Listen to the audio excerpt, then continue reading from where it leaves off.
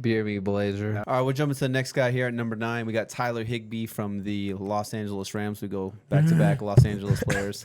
Nice. That's kind of hard. All right, so Higbee, you guys had Higbee ranked both. I did not have Higbee ranked. Really? I see you. Yeah. I see you. I mean, like Sorry, You guys want to say why? Maybe I'll be the contrarian. You guys want to go first? Why you guys put Higbee in your top 12? Dre, you have him at 10. And I think the offense is going to change. I really do think you're not going to see the 11 personnel as consistent as you used to see it. Do I think it's going to go full flip to the way it was for that back half of the year? No, I don't. But do I think it's going to be somewhere in between there? I do think it's going to be somewhere in between there. I think he did it. There is some bust potential with him for sure. 100%. But I mean, you give me someone, we're talking boomer bust guys, you go him versus Gesicki. The dude put up 4 or 500 yard games in a row. We haven't even seen Gesicki do it once. So it's like and some of these other guys we can get deeper, or maybe they've had one game where they had 100 yard, but it's like, I mean, for the dude to just flash that, whether it's a flash or not, I'm going to take the chance because that's a league winning type of tight end. Yeah. Maybe I don't think they're going to be 11 personnel. I'm burying Cooper Kupp slowly but surely in my rankings.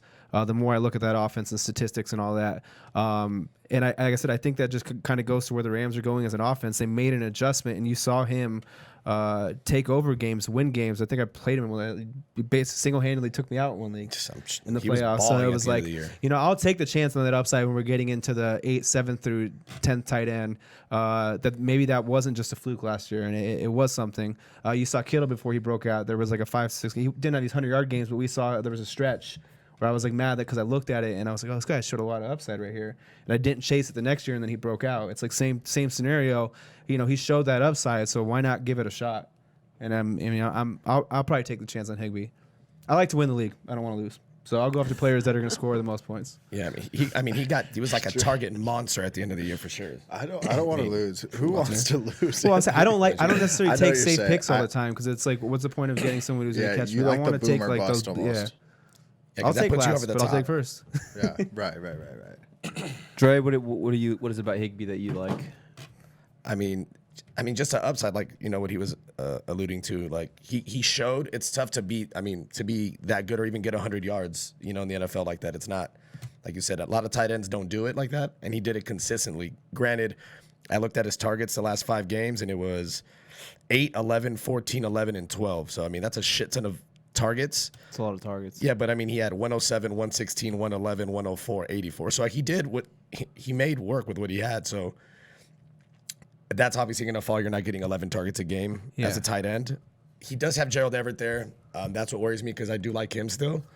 But I mean, like Anthony said, he's more of a late round guy who can help you win a league for sure. Put your team over the top. So yeah, I mean, why not? For me, this is one of my biggest bust alerts. I just don't think that a 4 or 5 game sample size justifies him to be automatically a top 10 tight end.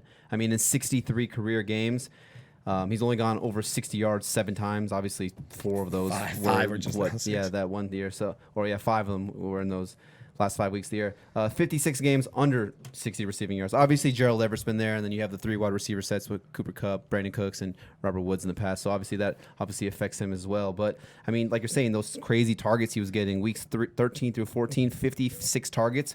Cooper Kupp only 30. I mean, I just can't imagine a scenario where Higbee is going to out-target Cooper Kupp through a full 16-game pace period. And even with those 56 targets, only 2 touchdowns. A lot of yardage, obviously. 100 plus, averaged 104 yards during those games, but only 2 touchdowns. Cooper Kupp, even with the 30 targets, 5 touchdowns. I still think that's that's Goff's like go-to guy when he needs to make a play. And Anthony, I know you can agree with this one. You're actually the one who mentioned this and actually taught this to me, was the tight end to running back correlations in terms of targets. So 2017, 88 total targets for the tight end position. Running backs 101, so the running backs obviously more. 2018, 85 total targets for the tight ends. 97 for the running backs, so running backs more obviously again. 2019, 157 targets to the tight end position, nearly doubled from the previous 2 years. And the running backs position, 62 targets only. Obviously, Gurley wasn't himself. He was sort of injured, the knee management, whatever you want to call it. So I can't imagine a scenario where they go out and they get Cam Akers, with them being as high as they are in Cam Akers. You even said there was reports, Dre, where they wanted to trade up to get him. Luckily for them, he kind of fell right into their lap. So I would like to think those running back targets will go up, and maybe they'll push like that 101 to 97 barrier. Let's just say 90. You know what I'm saying? And those tight end targets will come back down. And then, like I said, I just can't imagine a scenario where Higbee outpaces in terms of targets Cooper Kupp for a full 16-game slate. I do agree. I think this offense is changing, though. I think they are going to move away from this like 11 personnel, 3 wide receiver sets to more of like a traditional kind of 2 tight end set, maybe, because they still have Gerald Everett. He's still on the team. Yeah, he's an athlete too. So yeah. I mean, those numbers the years before that was a different offense. It was a complete different offense when it was down to 62 and 157. So just I don't know what we're going to see yet. I don't know if we're going to see back to 11. I think you're going to see in the middle. So I don't, like Dre said, I don't think he's going to outpace Cooper Kupp.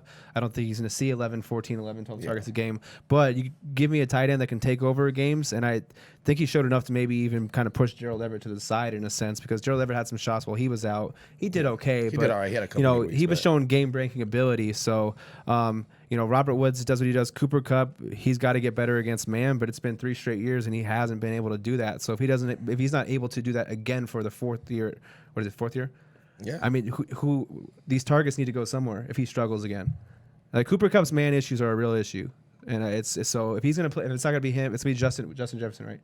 Or not Jefferson. They have Josh Reynolds and Van Jefferson. Van Jefferson, yeah. If he's going to be on the outside, that might help Cooper Kupp. And if they're going back to 3 wide receiver sets, but if they're not, those 2 wide receiver, 2 tight end sets. I mean, I could see 80, 90 targets.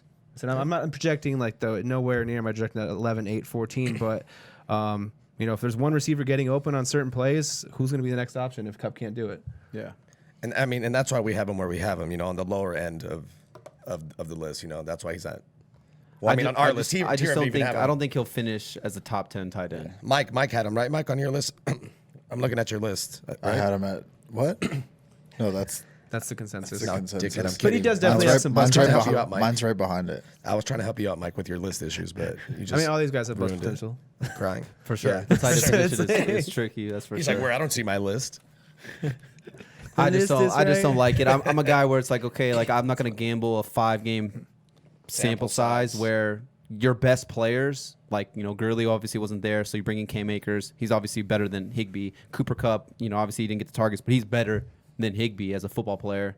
I'm just trying to gauge a 5-game sample size where these other players, they should emerge and be more focal points in the offense and not just Higbee. I mean, I don't even know if Gronk has had 4 straight 100+ yard games, and Gronk has been a dominant tight end for a future Hall of Famer. So we'll see what happens right there.